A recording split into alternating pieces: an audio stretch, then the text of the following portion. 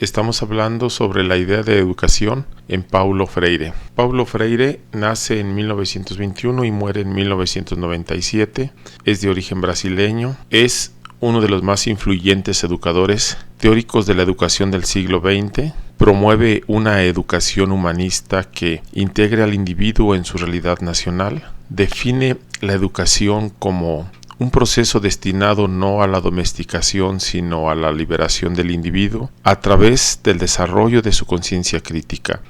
Se revisa la educación como práctica de la libertad en una sociedad cerrada con una inexperiencia democrática.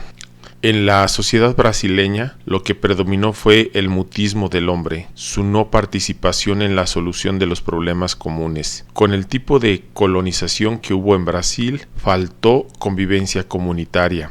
Se oscilaba entre el poder del señor de las tierras y el poder del gobernador, del capitán mayor. Cuando se hizo necesaria por la importación de la democracia política la solidaridad del hombre con su señor, con el propietario de las tierras, fue una solidaridad solamente aparentemente política. He aquí un problema decisivo en la fase actual del proceso brasileño: lograr el desarrollo económico como base de la democracia, del cual resulte la supresión del poder inhumano detentado por las clases muy ricas que oprimen a los muy pobres, y hacer coincidir ese desarrollo con un proyecto autónomo de la nación brasileña.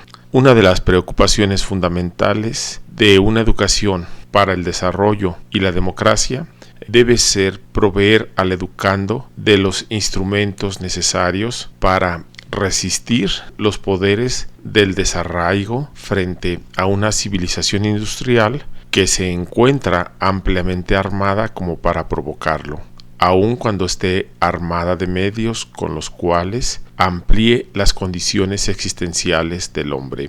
Una educación que posibilite al hombre para la discusión valiente de su problemática, de su inserción en esta problemática, que lo advierta de los peligros de su tiempo para que, consciente de ellos, gane la fuerza y el valor para luchar, en lugar de ser arrastrado a la perdición de su propio yo, sometido a las prescripciones ajenas. Educación que lo coloque en diálogo constante con el otro, que lo predisponga a constantes revisiones, a análisis críticos de sus descubrimientos, a una cierta rebeldía en el sentido más humano de la expresión, que lo identifique, en fin, con métodos y procesos científicos. Frente a una sociedad dinámica en transición, no es posible admitir una educación que lleve al hombre a posiciones quietistas, sino aquellas que lo llevan a procurar la verdad en común, oyendo, preguntando, investigando. Solo es posible creer en una educación que haga del hombre un ser cada vez más consciente de su transitividad, críticamente o cada vez más racional. El oprimido excluido de la órbita de las decisiones, que se limita cada vez más a pequeñas minorías, es guiado por los medios de publicidad a tal punto que en nada confía sino en aquello que oyó en la radio, en la televisión o leyó en los periódicos. De ahí su identificación con formas místicas que explican su mundo. Su comportamiento es el del hombre que pierde dolorosamente su dirección. Es el hombre sin raíces. Para ser libre, el hombre brasileño tendría que ganar su responsabilidad social y política, viviendo esa responsabilidad, participando, ganando cada vez mayor injerencia en los destinos de la escuela de su hijo, en los destinos de su sindicato, de su empresa, a través de gremios, clubes, consejos, ganando injerencia en la vida de su barrio, de su iglesia, en la vida de su comunidad rural, por la participación activa en asociaciones, en clubes, sociedades benéficas. Así, el hombre brasileño, en el clima cultural de la fase de transición, va a aprender democracia en la propia vivencia de la misma. Es verdad que existe un saber que se ofrece al hombre experimentalmente, existencialmente. Este es el saber democrático. La educación es un acto de amor, por tanto, un acto de valor. No puede temer el debate, el análisis de la realidad. No puede huir de la discusión creadora bajo pena de ser una farsa.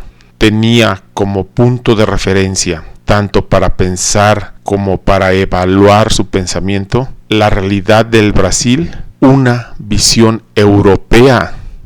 La conciencia de los intelectuales brasileños, o al menos de la gran mayoría de aquellos que pensaban y escribían en el Brasil, tenían como punto de referencia tanto para pensar como para evaluar su pensamiento, la realidad del Brasil, una visión europea y después norteamericana.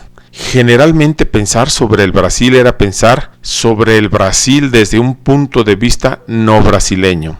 El intelectual sufría nostalgias, vivía una realidad imaginaria que él no podía transformar, poniendo límites a su propio mundo, enojado contra él. Sufría porque el Brasil no era idéntico a aquel mundo imaginario en el cual vivía. Sufría porque el Brasil no era Europa o Estados Unidos. Vivía proyectando la visión europea sobre el Brasil, país atrasado. Negaba al Brasil y buscaba refugio y seguridad en la erudición sin el Brasil verdadero, y cuanto más quería ser un hombre de cultura, menos quería ser brasileño. Si te gustó, dale like, comparte y suscríbete.